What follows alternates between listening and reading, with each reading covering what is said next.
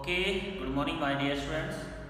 तो class third हमारा जो चैप्टर 3 चल रहा है, how does a computer work, ये हमने आधा पढ़ लिया था। कंप्यूटर कैसे वर्क करता है उसके बारे में बता रहे हैं। तो आज हम पढ़ने वाले हैं पेज नंबर 18 पर आउटपुट यूनिट। तो हमने बताया था कि कंप्यूटर कैसे वर्क करता है, कैसे डाटा लेता है, कैसे रिजल्ट देता है और कैसे प्रोसेसिंग करता है। तो कौन कौन से डिवाइसेज यूज होते हैं उनके बारे में हम डिस्कस कर रहे हैं। तो आज हम आ गए थे इस पर आउटपुट यूनिट पर। तो there are the many output device like printer, monitor, plotters, speaker, etc. तो हमारे पास बहुत सारे आउटपुट डिवाइसेज होते हैं जो हमें रिजल्ट देते हैं। जैसे मॉनिटर हो सकता है हमारा, प्रिंटर है, प्लॉटर्स है, स्पीकर्स हैं, etc. These devices are used to produce the final format result of the processing done by the computer on input data। तो कंप्यूटर जो इनपुट डाटा लेके प्रोसेसिंग करने के बाद फाइनल रिजल्ट देता है वो हमें इन्हीं डिवाइसेस पे दिखाई देता है। तो इनमें सबसे पहले दिया है हमारा मॉनिटर। तो मॉनिटर क्या होता है? It translate bits and to the into shapes and colours you can see on the screen. तो आप देख रहे हैं कि हमें ये सामने डिस्प्ले पे दिखाता है, स्क्रीन पर दिखाता है। नेक्स्ट दिया है printer. It's help you take large print out for drawing image on paper sheet. तो इसकी हेल्प से आप प्रिंट आउट ले सकते हैं पेपर शीट पर। फिर दिया है स्पीकर, इसके बारे में आप जानती हो, it is help you to listen music, sounds, tunes, etc. तो इसकी हेल्प से आप म्यूजिक वगैरह सुनते हैं। उसके बाद नेक्स्ट दिया हमारे पास प्रोसेसिंग यूनिट। ये इंपॉर्टेंट चीज़ है हमारी, काफ़ी इंपॉर्टेंट तो सारे ही कंप्यूटर है, लेकिन इसको ध्यान से देखिए। प्रोसेसिंग यूनिट, जिसको हम सीपीयू भी बोल सकते हैं, सीपीयू। ठीक है भाई। The processing unit is also known as central processing unit, CPU, Central Processing Unit. In short, a CPU has a components known as microprocessor. तो CPU के अंदर माइक्रोप्रोसेसर लगा होता है। Microprocessor accept the instructions and interprets what is to be done and how it support and manipulate them। तो ये microprocessor ये हमारी हेल्प करता है किसी भी वर्क को करने में, कंप्यूटर से किसी भी वर्क को करने में माइक्रोप्रोसेसर हमारी हेल्प करता है। A program just a sequence of instructions that inform the microprocessor। Program तो केवल एक सीक्वेंस है जो प्रोसेसर को बताता है कि क्या आपको करना है। And what is to be done, क्या करना है। Each instruction make the microprocessor perform and specific function. तो हर इंस्ट्रक्शंस के हेल्प से माइक्रोप्रोसेसर फंक्शन, स्पेशल फंक्शन को कर देता है। It is most intelligent part of a computer, hence is called brain of computer.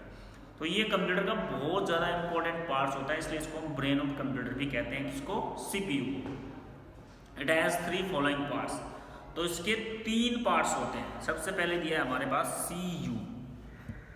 Processing unit के हमारे 3 पार्ट्स होते हैं। सीयू यह है जिसको हम कंट्रोल यूनिट बोलते हैं, कंट्रोल यूनिट। ठीक है भाई। दूसरा होता है हमारा ALU, इसको बोलते हैं हम अर्थमेटिक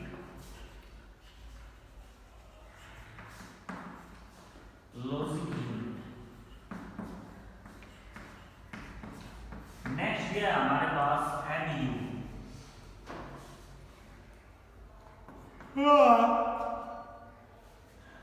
वीडियो बना रहा हूँ, मेमोरी यूनिट।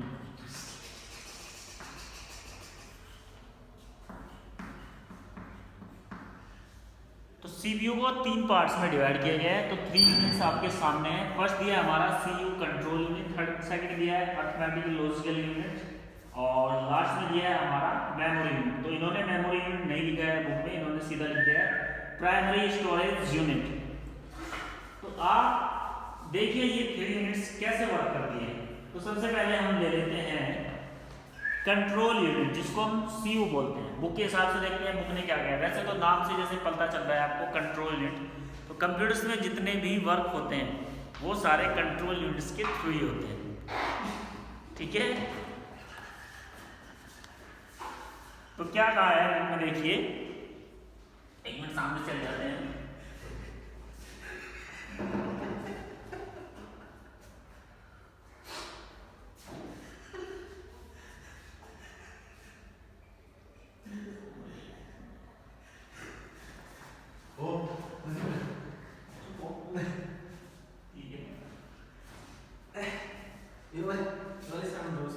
सबसे पहले क्या दिया है हमारा कंट्रोल यूनिट, तो बुक में देखिए पेज नंबर 19 दिया है, it is monitor all the activities of computer and supervisor the executions of a program. तो कंप्यूटर में जितनी भी एक्टिविटीज होती है, प्रोग्राम जैसे भी रन होते हैं, उन सबको ये कंट्रोल करती है हमारी सीयू।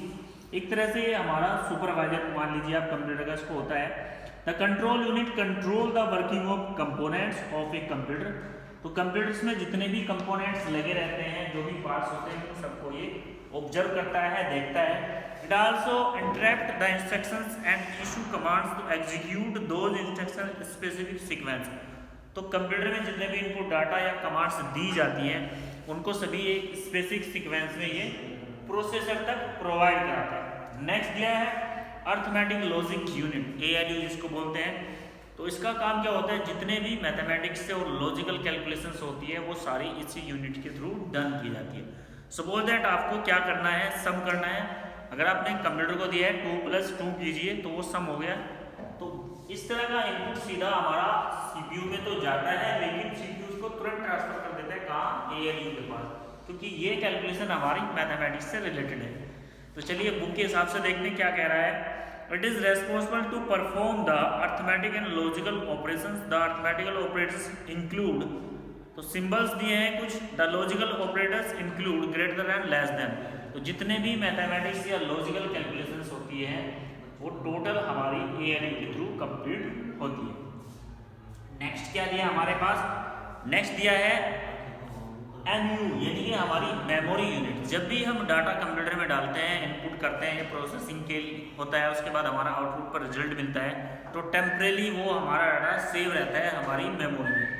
या फिर हम उसको परमानेंटली सेव करना चाहते हैं, तो उसको हम कैसे सेव करते हैं, हार्ड डिस्क लगी रहती है, हार्ड डिस्क में आपका डाटा परमानेंटली सेव रहता है। अगर आप कंप्यूटर पर डायरेक्टली इनपुट डाटा डाल के वर्क कर रहे हैं, तो टेम्परेली वो हमारी रैम और रोम, 2 मेमोरी हमारी होती है, उसमें वो लगा रहता है। तो आप जो है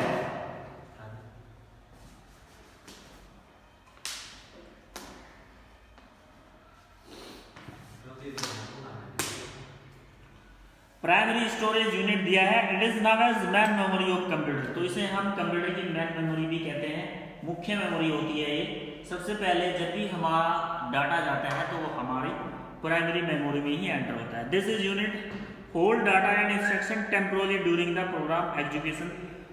तो ये जो मेमोरी होती है हमारी, टेम्परेरी जो है डाटा को होल्ड कर देती है। आप शांत नहीं रहते, खराब हो जाएगा।